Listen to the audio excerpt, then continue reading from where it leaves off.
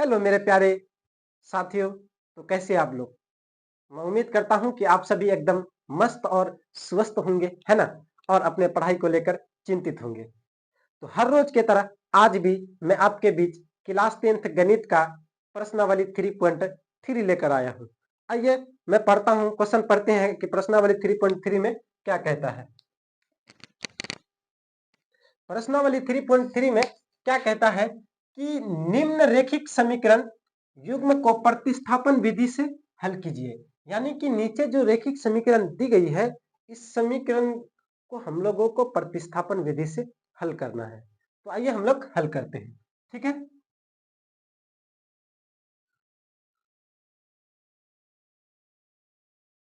हल करेंगे, है ना।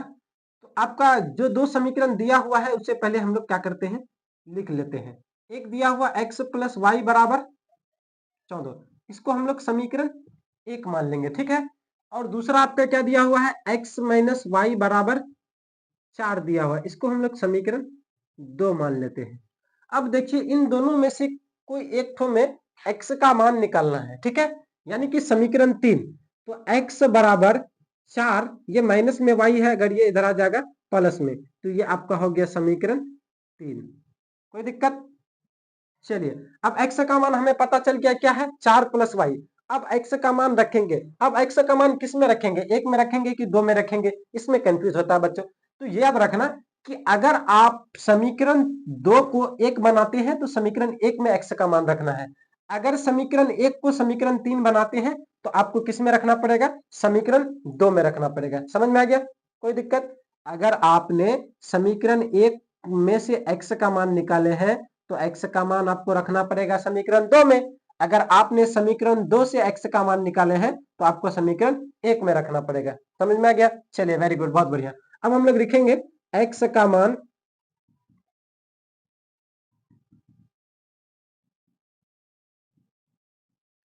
समीकरण 1 में रखने पर, हम 1 में रख रहे हैं क्योंकि हमने समीकरण 2 को समीकरण 3 बनाया था, है ना।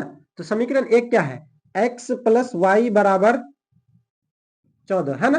अब देखिए x की जगह पे हम लोग क्या लिखेंगे, क्योंकि यहाँ पे कह रहा है x का मान समीकरण, x की जगह पे हम लोग लिखेंगे 4 प्लस वाई, यानी कि 4 प्लस वाई लिखेंगे। और ये प्लस वाई है तो ये प्लस वाई, और बराबर 14 की जगह पे 14। एक वाई और एक वाई, कितना वाई होता है, 2 वाई बराबर 14। लेकिन ये 4 प्लस में है, इधर आ जाएगा बराबर के आसपास माइनस में, यानी कि 2 वाई बराबर 14 में अगर 4 को हम घटा देते हैं कितना बचता है, 10। यानी कि y बराबर 10, और ये 2 गुना में इधर आ जाएगा बटा में, इसको काट सकते हैं, 2 पंच 10, यानी कि y बराबर कितना निकल गया, 5। ये आपका y का मान हो गया। अब हमें x का मान भी निकालना है ना। अब x का मान किस में निकालेंगे, अब y का मान आप चाहे समीकरण 1 में रखिए, चाहे 2 में रखिए, चाहे 3 में रखिए। तो हम लोग यहां लिखेंगे y का मान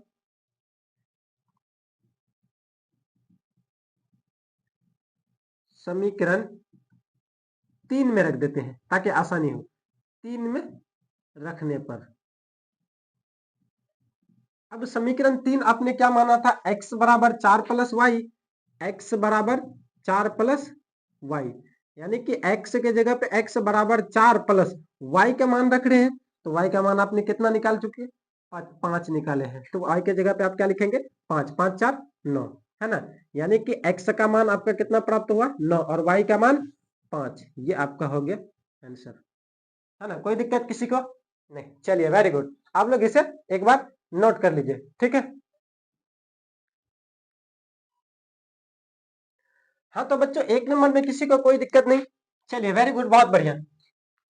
इसी तरह से आप लोग बने रहिए। अब हम 2 नंबर भी सॉल्व करेंगे, इसमें कुछ और हिसाबे हैं जो कि आप लोगों को खुद से करना है, और कर करके उसका x और y का मान हमें कमेंट बॉक्स में जरूर बताइएगा कि क्या है आपका आंसर, ठीक है। सेम तरीका रहेगा प्रतिस्थापन विधि, आपको ये नहीं देखना कि क्वेश्चन क्या है, ठीक है। निकालने के लिए क्या कहता है, पहले वो समझिए वो निकाला कैसे जाता है।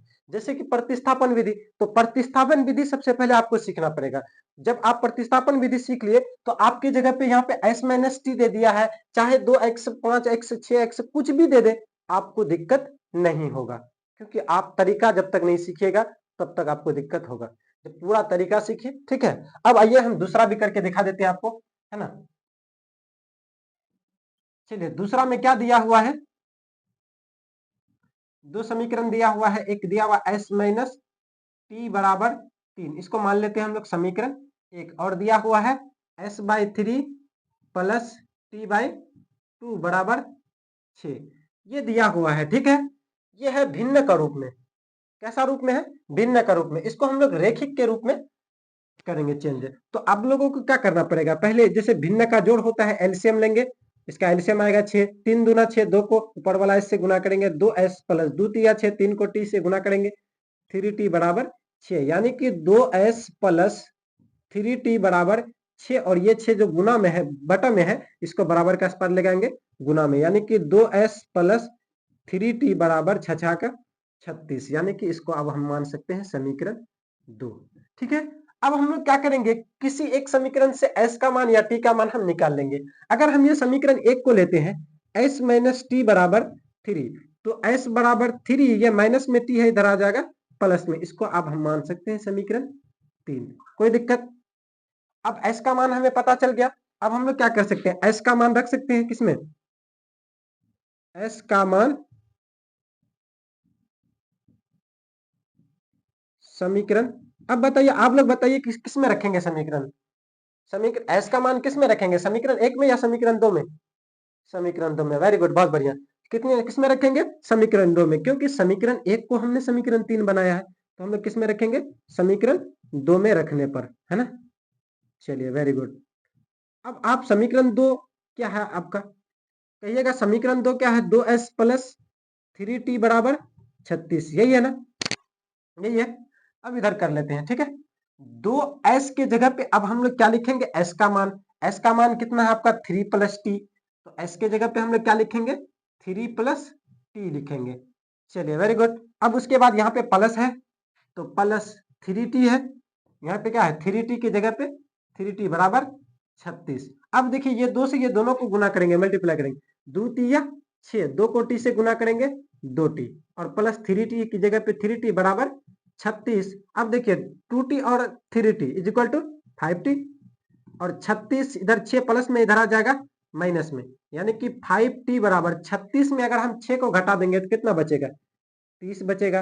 अब t बराबर 30, और ये बटा में 5 आ जाएगा, गुना में है तो बटा में आ जाएगा, उसके बाद 5 6 का 30, यानी कि t का मान आपका कितना निकल गया, 6। चलिए वेरी गुड, t का मान हमें पता चल गया, है ना, आसानी से। जब आपको t का मान पता चल गया, अब t का मान समीकरण किसी में भी रख करके आप s का मान निकाल सकते हैं। तो हम लोग रखेंगे t का मान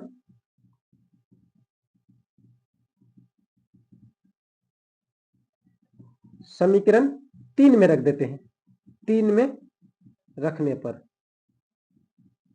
अब देखिए समीकरण 3 क्या है आपका, s बराबर 3 प्लस टी, s बराबर 3 प्लस टी, तो s बराबर 3 प्लस टी के जगह पे आप क्या लिखेंगे 6, यानी कि s बराबर 6 3 9। आपका क्या आंसर क्या आ गया, s बराबर 9 आ गया, और t बराबर कितना निकला 6, ये दोनों आपका क्या हो गया, आंसर हो गया, है ना। किसी को कोई दिक्कत नहीं, है ना, आ गया सबको समझ में। चलिए वेरी गुड, किसी को कोई दिक्कत नहीं।